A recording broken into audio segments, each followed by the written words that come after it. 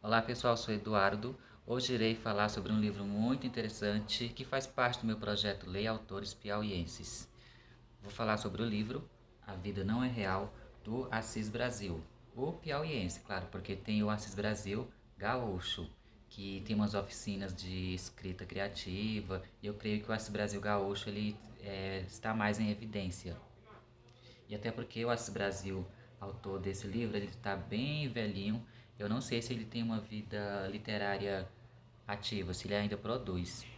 Mas o fato é que eu gostei muito dessa leitura e é uma coletânea de vários contos. Não, na verdade, esse livro agrupa várias coletâneas. E eu li a primeira, que chama-se Contos do Cotidiano Triste, que foi um livro lançado na década de 1950, 55, eu creio, no Rio de Janeiro. Inclusive, as histórias, os enredos se passam no Rio de Janeiro, apesar do Assis Brasil ser piauiense. Enfim, e o estilo do Assis Brasil nesses contos lembra muito do Machado de Assis e o do Guy de Maupassant. Eu não sei pronunciar o nome desse autor francês direito, mas o texto da contracapa faz essa comparação do estilo do Assis Brasil com o Guy de Maupassant.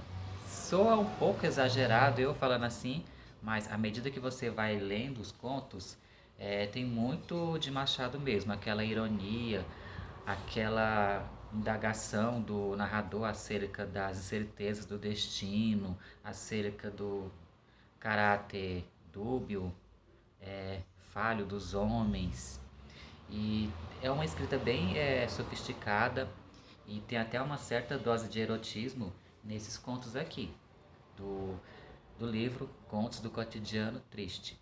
E é bem interessante que ele gosta muito de deixar os finais em aberto, que é esse tipo de leitura que não entrega tudo de mão beijada para o leitor.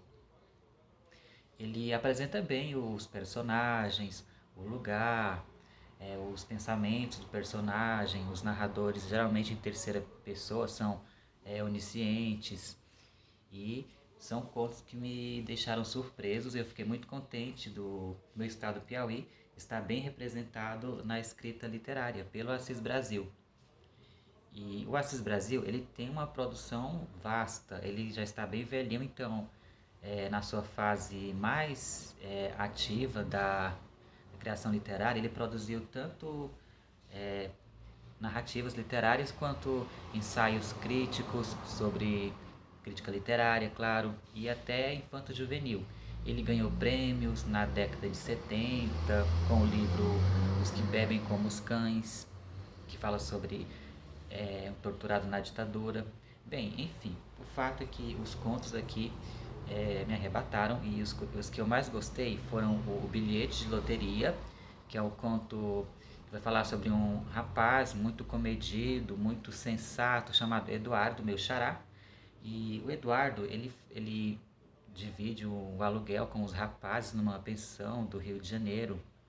E os outros colegas dele são aqueles rapazes que gastam muito, que esbanjam, que estão sempre é, saindo com mulheres. Eles aproveitam a vida. Ao passo que o Eduardo, como ele é muito sensato, primeiro ele quer se estabelecer profissionalmente para depois aproveitar a vida, assim como seus colegas aproveitam no momento. Só que seus colegas eles vivem tudo de uma única vez, como se fossem morrer amanhã. E o Eduardo não, ele já pensa no futuro.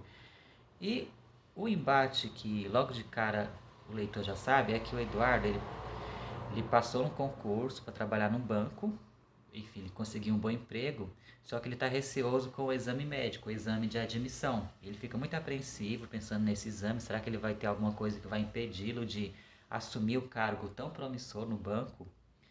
Então, ele faz o exame médico e o médico fala assim umas coisas muito vagas, mas de cara já fala que o Eduardo não está nada bem e que o diagnóstico dele vai comprometer esse futuro tão promissor, se é que ele terá futuro, porque ele sofre de sopro no coração. Então o médico já coloca pavor nele, fala que o banco não vai se responsabilizar caso aconteça alguma coisa e que ele mesmo vai avisar o banco que ele não está capacitado em questão de saúde para assumir esse cargo. E aí ele já fica totalmente frustrado, já fica totalmente até com raiva do destino, de Deus, porque que ele sempre foi esse rapaz sensato, esse rapaz tão comedido, e o destino prega essa peça nele. Então é bem interessante. Porém, ele confere o bilhete de loteria que ele jogou e os números sorteados são do bilhete dele. Então, o conto tem uma reviravolta super é, prazerosa do leitor acompanhar, assim, bem, dá um entusiasmo na leitura, né? Por causa dessa transformação que acontece com a vida do Eduardo. Ele que se via praticamente entrando para a morte, ali, para a morte, para o céu, enfim, como ele é muito cético, ele não sabe o que vem após a morte. Ele fala que é um nada, ou a misericórdia, uma coisa assim. E é bem interessante esse conto chamado O Bilhete de Loteria. E outro conto que eu gostei muito foi o conto O Divórcio, que fala sobre um protagonista masculino também. Geralmente esses contos aqui tem a maioria de protagonistas masculinos. E no conto O Divórcio, o protagonista é o Fabrício e ele resolve que ele tem que se casar. Ele está cansado de sair com essas moças e nenhuma delas lhe surpreende, nenhuma lhe passa uma segurança, assim, um alento. Então ele resolve que ele precisa encontrar uma mulher para compartilhar os momentos bons e ruins da vida, construir uma família, enfim. Até que ele acha uma mulher educada, bonita, filha de família tradicional, digamos assim, de família que tem posses, então ele vai conhecer a família dela e o pai dele logo pergunta o que é que ele faz da vida para ver se esse rapaz é digno de se casar com uma moça de, entre aspas, boa família.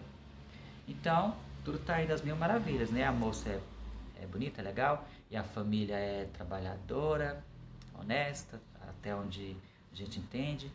Só que a moça, numa desses momentos em que os dois noivos estão conversando, ela fala sobre o divórcio. Você já pensou no divórcio? Aí ele já fica apreensivo. Não, mas como assim? A gente está tão entusiasmado para casar e ela já me fala sobre o divórcio.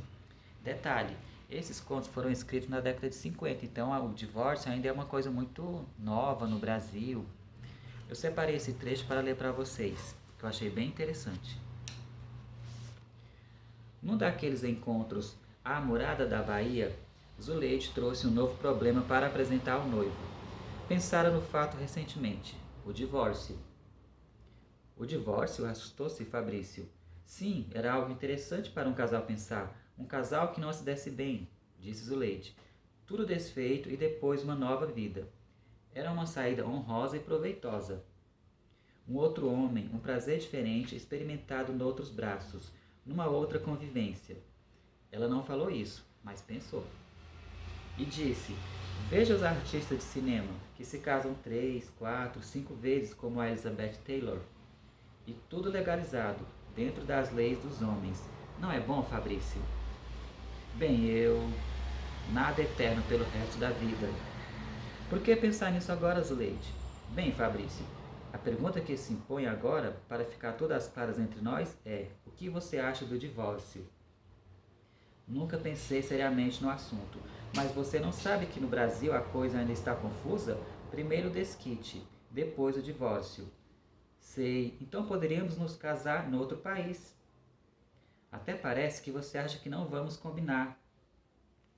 Então, só para vocês terem uma ideia da escrita do Assis Brasil, esse escritor piauiense. Então, eu vou ficando por aqui. Me digam o que vocês acharam desse vídeo nos comentários. Tchau!